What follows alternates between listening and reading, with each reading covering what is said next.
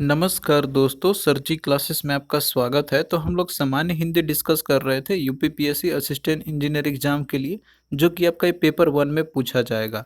और इसके पहले देखिए जितने भी लेक्चर्स हमने कवर किए हुए हिंदी के, तो हमने उसका अलग से प्लेलिस्ट बना दिया है। तो आपको जो है डिस्क्रिप्शन बॉक्स में लिंक मिल जाएगा, तो आप लोग वहाँ जाके देख सकते हैं सारे वीडियोज़ को।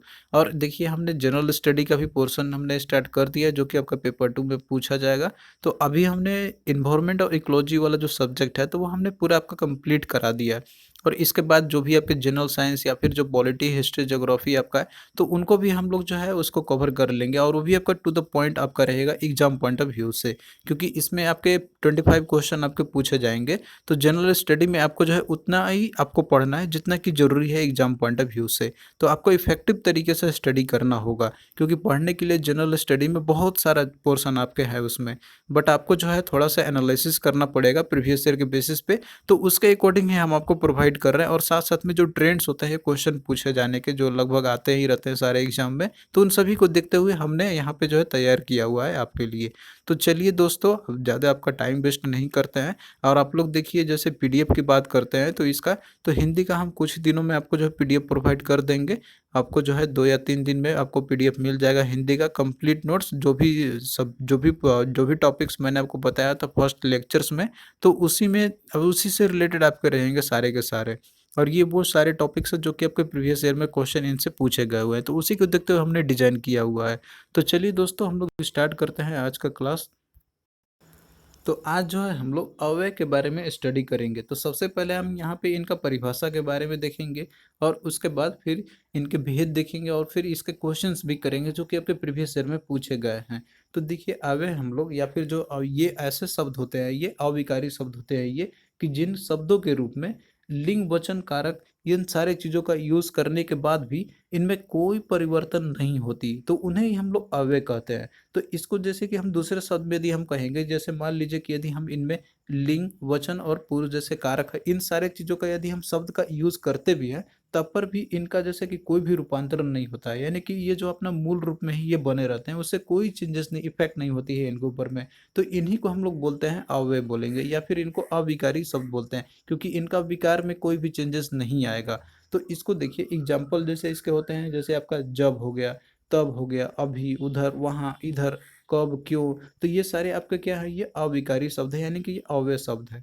तो इनके भी देखिए बहुत सारे भेद होते हैं। तो अब देखिए, जैसे अव्यय के मेन जो है इसके 4 प्रकार के होते हैं ये। जैसे पहला आपका है क्रिया विशेषण अव्यय, दूसरा है संबंध बोधक अव्यय, समुच बोधक अव्यय, और विस्मयादि बोधक अव्यय है, जो कि आप इंग्लिश में इसको इंटरजेक्शन पढ़ते हैं। वही संबंध बोधक हम लोग प्रीपोजिशन पढ़ते हैं हम लोग। तो यही सारे वर्ड आपको इसमें भी मिलेंगे। तो सबसे पहले हम यहाँ पे क्रिया विशेषण अव्यय के बारे में देखेंगे। तो देखिए, क्रिया विशेषण ये वो शब्द होते हैं कि जो क्रिया की विशेषता को बतलाते हैं, तो उन्हें हम क्रिया विशेषण कहते हैं। तो यहाँ पे एग्जाम्पल के थ्रू आप समझिए, जैसे दिया आपका इसमें कि राम धीरे धीरे टहलता है। दूसरे में दिया हुआ है कि राम वहाँ टहलता है, राम अभी टहलता है। तो इन वाक्यों में आप देख सकते हैं कि पहले में आपका यहाँ पे धीरे धीरे दिया हुआ है, और इसमें आपका वहाँ दिया हुआ है, और लास्ट में इसमें आपका जैसे अभी दिया हुआ है। तो ये क्या है, ये राम के टहलने की, टहलना यहाँ पे क्या है, क्रिया है। तो इन क्रिया का ही जैसे कि विशेषता बताता है, तो इसलिए क्या आपका ये क्रिया विशेषण ये अव्यय हो गए। तो ये धीरे धीरे और वहाँ आपका और अभी जो है, ये क्या है, आपके क्रिया विशेषण अव्यय हो गए।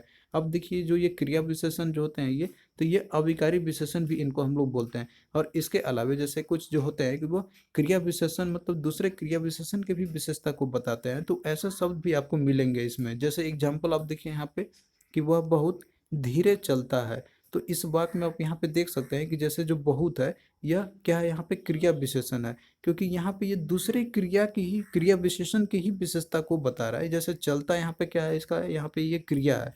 अब यहाँ पे धीरे जो वर्ड आपका दिया हुआ है, तो ये दिया हुआ है उसका चलने का, यानी कि उसका क्रिया विशेषण, लेकिन यहाँ पे बहुत हमने लगा दिया है। तो इस तरीके से क्या, ये क्रिया विशेषण तो है, लेकिन उसी का ही यहाँ पे विशेषता बता रहा है। तो इस तरीके से आप यहाँ पे देख सकते हैं कि जैसे ये आपका क्या होता है कि क्रिया विशेषण दूसरे क्रिया विशेषण की भी विशेषता को बताता है। तो ऐसे भी शब्द आपको मिलेंगे यहाँ पे। तो इन सारे चीज़ों को आपको ध्यान में रखना है। अब यहाँ पे देखिए, जैसे अर्थ के आधार पर जो क्रिया विशेषण होते हैं, तो इसके फर्दर और प्रकार होते हैं। जैसे कि आपका स्थानवाचक हो गया, तो स्थानवाचक में आपको इसमें भी जैसे इसके फर्दर टाइप्स होते हैं, जैसे स्थितिवाचक और दिशावाचक। तो स्थिति मतलब आपको इसमें स्थिति बताएगा, जैसे आपका यहाँ हो गया, वहाँ, भीतर, बाहर हो गया। तो इसमें आप देख सकते हैं कि स्थिति से यहाँ पे मतलब कि रिप्रेजेंट कर रहा है। उसी तरीके से दिशावाचक की हम बात करते हैं, तो इसमें मतलब कि आपको दिशा दिखाएगा कि किधर वो बात कर रहा है, जैसे इधर उधर हो गया, दाएं बाएं हो गया।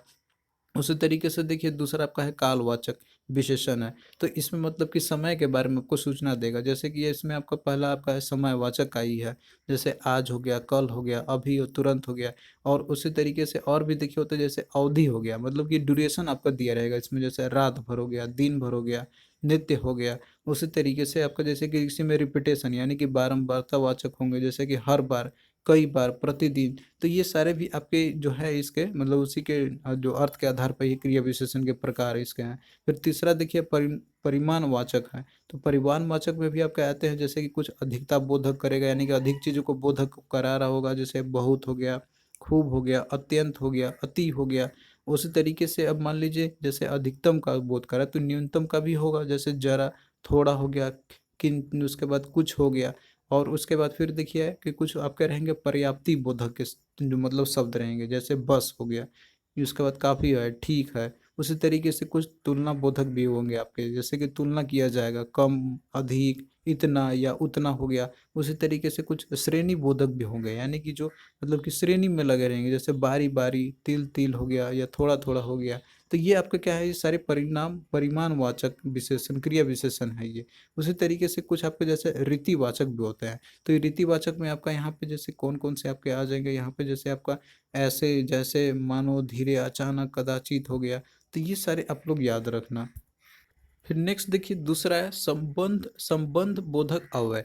तो देखिए ये वो शब्द होंगे कि जो वाक्य में किसी संज्ञा या सर्वनाम के साथ आकर वाक्य के दूसरे शब्द से उनका संबंध बताएगा, तो उसी को हम लोग बोलेंगे संबंध बोधक अव्यय हम लोग कहेंगे। अब यहाँ पे देखिए जैसे कि मान लीजिए अगर संज्ञा यहाँ पे नहीं होता है, तो वही क्या हो जाएगा, अव्यय क्रिया विशेषण कहला जाएगा। तो यहाँ पे बस इसमें क्या हो रहा है कि इसमें आपका जैसे संज्ञा या सर्वनाम आएगा, तो इसी के चलते यहाँ पे संबंध बोधक हो जाती है। जैसे एग्जाम्पल आपका दूर, पास है, अंदर है, बाहर है, पीछे, आगे हो गया।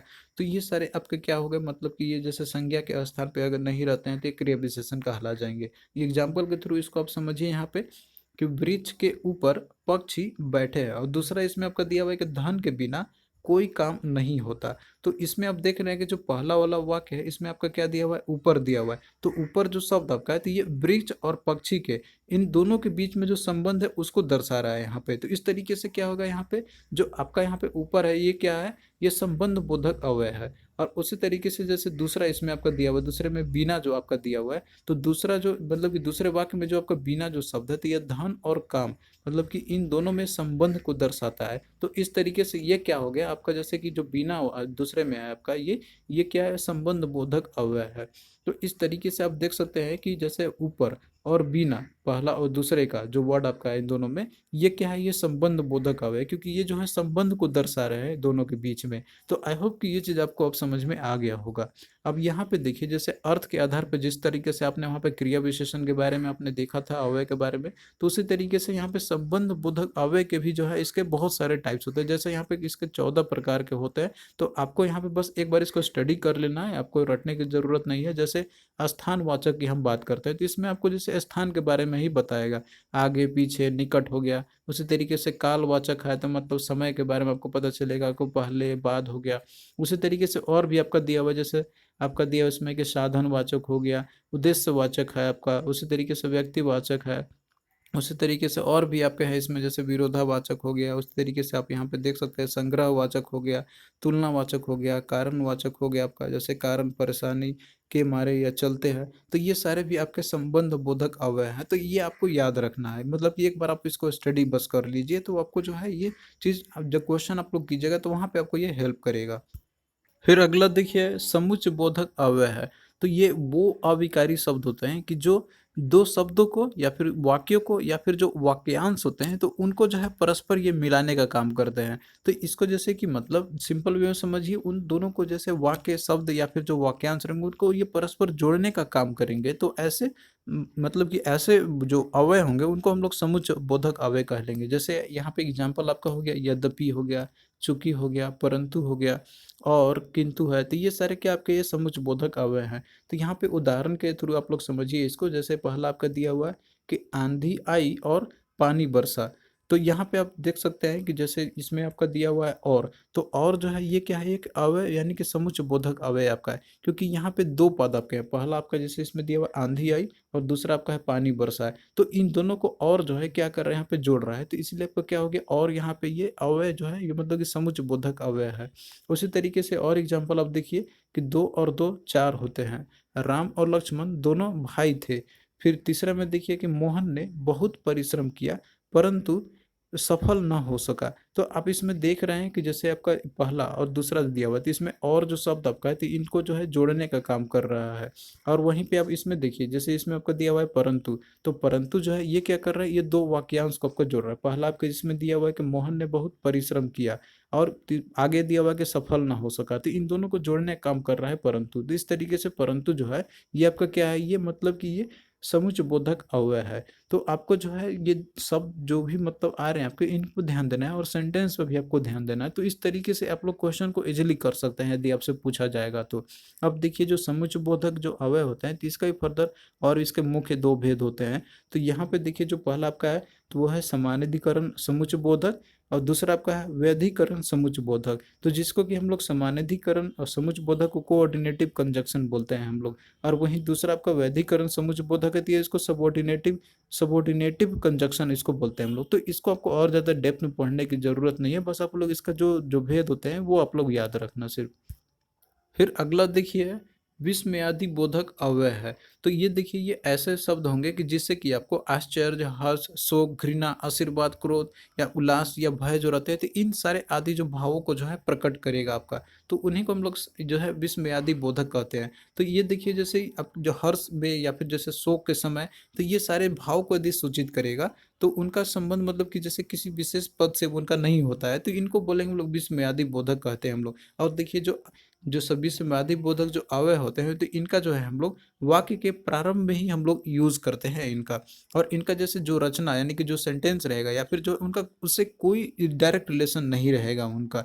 और देखिए जब इनका यूज करते हैं हम लोग इन सारे शब्द का, जैसे विस्मयादि बोधक जो अव्यय रहेंगे, तो उसमें हम लोग एक जैसे विशेष चिन्ह, ये आप देख सकते हैं यहाँ पे इस तरह का विशेष चिन्ह का हम लोग इसमें यूज करते हैं, एक्सक्लेमेटरी मार्क का जो इंग्लिश हम लोग बोलते हैं। जैसे यहाँ पे एग्जाम्पल के थ्रू समझिए दिया आपका यहाँ पे कि हाय अब मैं क्या करूं, तो इसमें आप देख सकते हैं कि जो आपका हाय है ये क्या है, विस्मयादि बोधक अव्यय है, जो कि आप यहाँ पे देख सकते हैं ये सेंटेंस का मतलब जो वाक्य आपका है तो पहले ही यूज किया गया है। और इसमें आपका जैसे कि ये वाला जो एक्सक्लेमेटरी साइन जो रहता है तो ये यूज किया गया है। उसी तरीके से दूसरा देखिए कि है तुम क्या कर रहे हो यहाँ, तो यहाँ पे आप देख सकते हैं कि इसमें भी हमने पहले ही यूज किया हुआ है। उसी तरीके से अगला देखिए कि अरे पीछे हो जाओ गिर जाओगे, तो इसमें भी आप देख सकते हैं कि अरे जो है आपका ये एक्सक्लेमेटरी साइन के साथ यूज किया गया है, तो जो कि आपका क्या है, विस्मयादि बोधक अव्यय है। तो ये सारे जो चीज आपके हैं तो ये आपका जैसे कि ये सारे जो शब्द है आश्चर्य का, हर्ष का, शोक का, घृणा का या उल्लास का या भय का, तो इन सारे चीजों को जो है मतलब इस तरह भाव को प्रकट करेगा। तो इस तरीके से आप इनको इजिली समझ सकते हैं।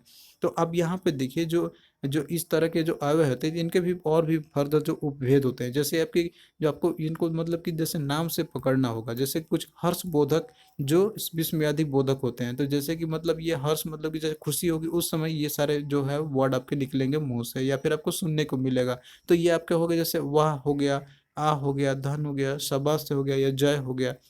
उसी तरीके से कुछ जो है आपके शोक बोधक होंगे, मतलब कि ये दुख भरे क्षणों में जो है आपको ये यूज करने को देखने को मिलेगा। जैसे हाय हो गया, हा हो गया, आ हो गया, ऊ हो गया, काश हो गया, तो ये सारे आपके शोक बोधक है। उसी तरीके से आश्चर्यजनक बोधक भी होंगे, जैसे आपका ए हो गया, क्या हो गया, ओहो हो गया, तो ये सारे आपके क्या है, आश्चर्य बोधक अव्यय है। उसी तरीके से स्वीकार बोधक है, तो इसमें मतलब कि जैसे कोई बात स्वीकार यदि होगा हमें तो उस तरह के सेंस में ये यूज किए जाएंगे। जैसे हाँ हो गया, जी हाँ हो गया, अच्छा हो गया।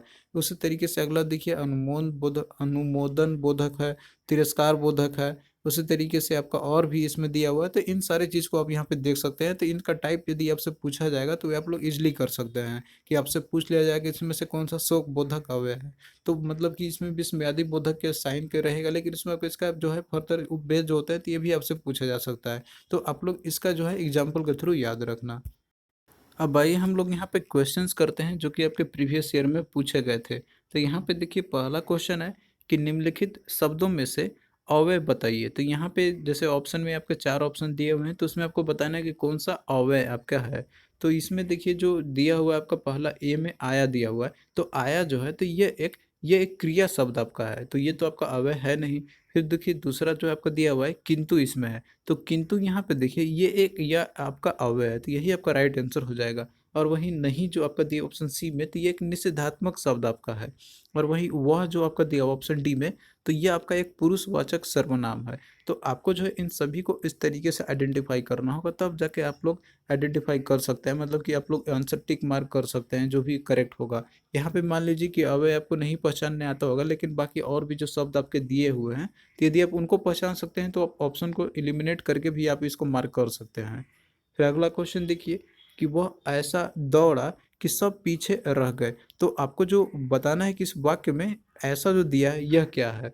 तो यहाँ पे देखिए जो आप इसमें दिया हुआ है ऐसा दौड़ा, तो यहाँ पे जो दौड़ा आपका दिया हुआ क्या है, क्रिया है, उसकी विशेषता बता रहा है। तो यहाँ पे ऐसा जो है, तो ये क्या आपका ये एक जैसे कि ये एक अव्यय शब्द आपका है। ये भले ही क्रिया की विशेषण मतलब विशेषता को बता रहे हैं यहाँ पे, लेकिन ये शब्द जो है, तो ये आपका मतलब कि ये क्या, ये एक अव्यय है। तो राइट आंसर इसका ऑप्शन डी आपका हो जाएगा। फिर अगला क्वेश्चन देखिए कि एक वाक्य में अव्यय का प्रयोग नहीं हुआ है। तो इसमें आपको बताना है, जैसे वाक्य दिया गया है यहाँ पे, चार वाक्य आपके हैं, और किसमें जो है अव्यय का प्रयोग नहीं हुआ है। तो पहला में देखिए दिया हुआ है कि मैं अभी आया। तो इस शब्द में देखिए जो अभी जो आपका दिया हुआ है जो शब्द है, तो ये क्या है, ये अव्यय आपका है, इसमें भी यूज किया गया है। फिर दूसरा देखिए दिया हुआ है इसमें आपका कि श्याम इधर आओ। तो इसमें देखिए जो बी आपका है, तो इसमें इधर जो है, तो ये आपका अव्यय शब्द है। उसी तरीके से सी में देखिए कि मैंने खूब आम खाए। तो इसमें देखिए जो खूब जो वर्ड आपका है, तो ये क्या है, ये भी एक अव्यय ही है। तो ये भी आपका जैसे कि अव्यय का ही प्रयोग इसमें तो किया गया है। और वहीं डी देखिए, डी में आपका दिया हुआ कि पानी बरसने लगा। तो इसमें देखिए कोई भी अव्यय का यूज जो है प्रयोग नहीं किया गया है इसमें। तो ये आपका क्या हो जाएगा, राइट आंसर आपका हो जाएगा। तो आपको इसी तरीके से जो है आइडेंटिफाई करना होगा। तो जो चैप्टर मैंने आपको पढ़ाया यहाँ पे, यदि आपने अच्छे से देखा होगा, तो आप लोग जो है आइडिया आपको मिल जाएगा क्वेश्चंस को करने के लिए। तो देखिए यहाँ पे जो अवे जो पूरा जो पोर्शन आपका जो टॉपिक था, तो वो आपका फिनिश हो चुका है। और इसके बाद जो है हम लोग नेक्स्ट जो भी आपका पोर्शन रहेगा, तो उसको हम लोग जो है कंटिन्यू करते चलेंगे इसी तरीके से। तो आपको कैसा लगा ये लेक्चर, आप लोग कमेंट करके ज़रूर बताना। और आगे भी हम लोग हिंदी का जो है कंटिन्यू करते रहेंगे, आपके लिए सेशन हम लाते रहेंगे रेगुलर बेसिस पे। आप लोग से एक ही रिक्वेस्ट है कि आप लोग भी वीडियो को अधिक से अधिक शेयर कीजिए अपने फ्रेंड्स के एमंग, ताकि हमें भी मोटिवेशंस मिलता रहेगा। और देखिए कुछ लोग पीडीएफ के बारे में पूछ रहे थे, तो देखिए पीडीएफ जो है आपको मिल जाएगा 2 से 3 दिन में आपको। हम उसमें कुछ पोर्शन जो है अभी ऐड कर रहे हैं, लगभग आपका पूरा हो ही चुका है। जो भी टॉपिक्स मैंने आपको फर्स्ट जो वीडियो मैंने बनाया था हिंदी का, तो उसमें मैंने आपको बता दिया था कि कौन कौन से चैप्टर आपको इसमें स्टडी करना है, जो कि एग्जाम पॉइंट ऑफ व्यू से वो इंपॉर्टेंट आपके हैं सारे चीज़। तो उन सारे टॉपिक को इंक्लूड करते हुए हम आपको प्रोवाइड पूरा कंप्लीट आपको कर देंगे। तो आप लोग इंतज़ार कीजिए 1-2 दिन का, बस जो है आपको फिर मिल जाएगा पीडीएफ। तो चलिए दोस्तों, फिर मिलते हैं नेक्स्ट वीडियो में, तब तक के लिए बाय।